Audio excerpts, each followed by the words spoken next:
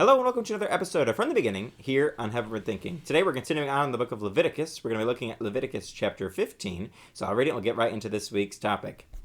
The Lord said to Moses and Aaron, "Speak to the Israelites and say to them, when any man has an unusual bodily discharge, such a discharge is unclean. Whether it continues flowing from his body or is blocked, it will make him unclean. This is how his discharge will bring about uncleanness. Any bed the man with the discharge lies on will be unclean, and anything he sits on will be unclean. Anyone who touches his bed must wash their clothes and bathe with water, and they will be unclean till evening. Whoever sits on anything that the man with a discharge sat on must wash their clothes and bathe with water, and they will be unclean till evening. Whoever touches the man who has a discharge must wash their clothes and bathe with water, and they will be unclean till evening. If the man with a discharge spits on anyone who is clean, they must wash their clothes and bathe with water, and they will be unclean till evening. Everything the man sits on when riding will be unclean, and whoever touches any of the things that were under him will be unclean till evening. Whoever picks up those things must wash their clothes and bathe with water, and they will be unclean till evening. Anyone the man with a discharge touches without rinsing his hands with water must wash their clothes and bathe with water, and they will be unclean till evening. A clay pot that the man touches must be broken, and any wooden article is to be rinsed with water.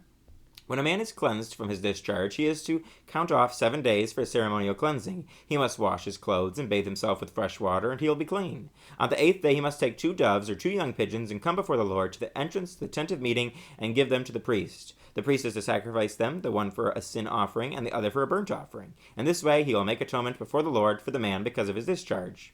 When a man has an emission of semen, he must bathe his whole body with water, and he will be unclean till evening. Any clothing or leather that has semen on it must be washed with water, and it will be unclean till evening. When a man has sexual relations with a woman, and there is an emission of semen, both of them must bathe with water, and they will be unclean till evening. When a woman has her regular flow of blood, the impurity of her monthly period will last 7 days, and anyone who touches her will be unclean till evening. Anything she lies on during her period will be unclean, and anything she sits on will be unclean. Anyone who touches her bed will be unclean. They must wash their clothes and bathe with water, and they will be unclean till evening. Anyone who touches anything that she sits on will be unclean. They must wash their clothes and bathe with water, and they will be unclean till evening. Whether it is the bed or anything she was sitting on, when anyone touches it, they will be unclean till evening. If a man has sexual relations with her and her monthly flow touches him, he will be unclean for 7 days. Any bed he lies on will be unclean. When a woman has a discharge of blood for many days at a time other than her monthly period, or has a discharge that continues beyond her period, she will be unclean as long as she has the discharge, just as in the days of her period. Any bed she lies on while her discharge continues will be unclean, as is her bed during her monthly period, and anything she sits on will be unclean, as during her period. Anyone who touches them will be unclean. They must wash their clothes and bathe with water, and they will be unclean till evening. When she is cleansed from her discharge, she must count off 7 days, and after that she will be ceremonially clean. On the 8th day she must take 2 doves or 2 young pigeons, and bring them to the priest at the entrance to the tent of meeting. The priest is to sacrifice one for a sin offering and the other for a burnt offering. In this way he will make atonement for her before the Lord for the uncleanness of her discharge. You must keep the Israelites separate from things that make them unclean, so they will not die in their uncleanness for defiling my dwelling place, which is among them. These are the regulations for a man with a discharge, for anyone made unclean by an emission of semen, for a woman in her monthly period, for a man or woman with a discharge, and for a man who has sexual relations with a woman who is ceremonially unclean. Another long chapter here, and another one of these specific rules and regulations that we have been seeing time after time as we've gone throughout the book of Leviticus, and we keep asking the question, why? Why is this important for me? Why is this important for you? Why would we even listen to this episode? Well, it's important because God included this in His Word, and so there's something for you and I to learn beyond just what the Israelites were told in that time period. It is still relevant for you and I, very much so, today.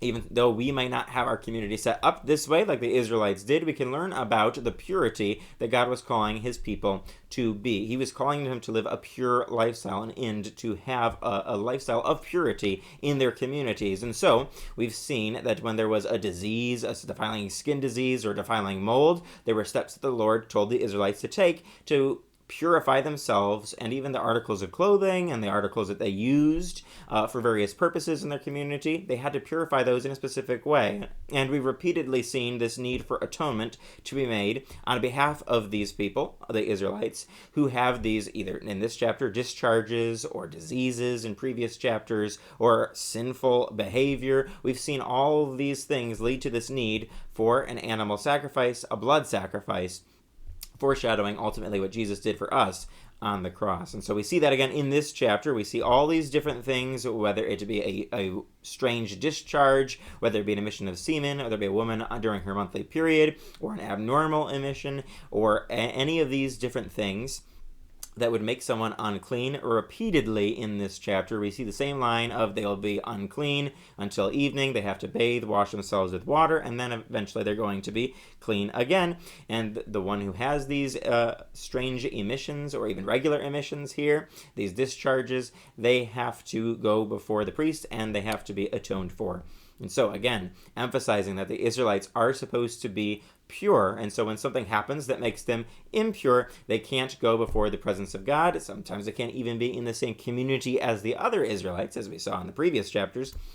We've seen that the other people in the community here, they're not able to touch either the person who's being affected by these bodily discharges, or to touch the things that they were sitting on, or laying down on, or using. These seem to be very strict rules, but we see at the end of the chapter why this is important. In verse 31, it says, "You must keep the Israelites separate from things that make them unclean, so they will not die in their uncleanness for defiling my dwelling place, which is among them." Again, God is showing the Israelites that he is a holy God who can't be in the presence of unclean things, specifically of sinful human beings, of sin. Anything that's unclean, anything that's sinful, God can't be in that presence.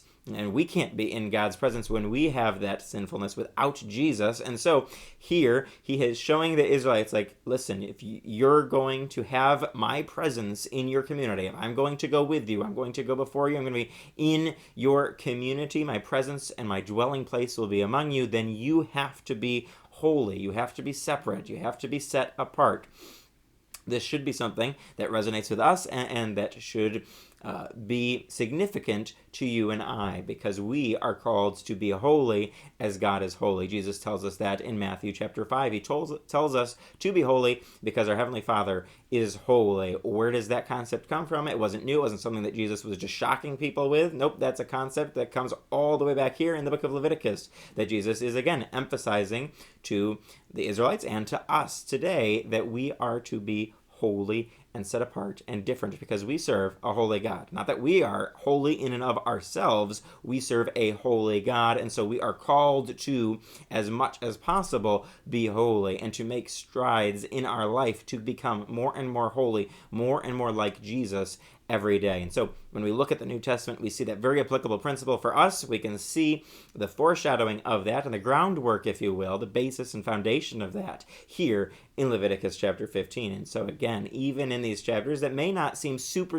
important to you and I on a daily basis, maybe we don't read them every day, and that's certainly not something that we usually do with Leviticus, we can still see the significance and importance and be reminded of our holy God and our calling to live a holy and set apart lifestyle for God. Well, that's my challenge for you this week, and I hope you'll join us next time for another episode of From the Beginning here on Heavenward Thinking.